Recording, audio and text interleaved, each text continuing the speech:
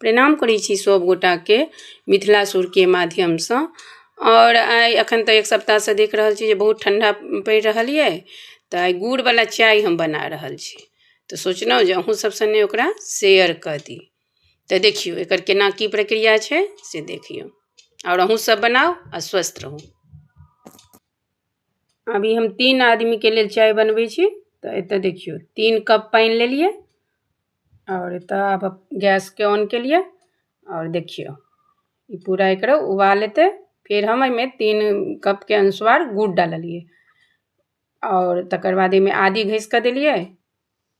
आब एहि तीनूके बढ़िआँसँ मिक्स होबऽ देबै, 5 मिनट तक उबाल लेतै बढ़िआँसँ। देखियौ उबाल लेलाके बाद किछु हम एकर मसाला तैयार करबै। तऽ ओहि लेल हम खड़ा मसाला लेबै, तऽ मरीच भेल, दालचीनी, लौंग, इलायची और एहि सबके मिक्सरके जारमे ग्राइंड कऽ लेबै। और ये हमर 3 कप चाय ये, तो छोटका चम्मच जे होइए ओहिसँ आधा चम्मच ओ मसाला हम एहिमे गिरा देलिए। आ फेर अहाँके 2-4 बेर हैया उबाल लेतै आ तहन एकरा फेर देखियौ। आब ई चाय हमर तैयार ये। आब देखियौ एकरा छानि लेलिए।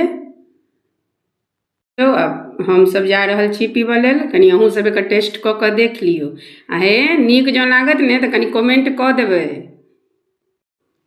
आ यदि नीक लागत चाय तऽ एकर लाइक कऽ देबै, शेयर कऽ देबै आ सब्सक्राइब कनि सेहो कऽ देबै आ कमेंटमे लिखे टा देबै।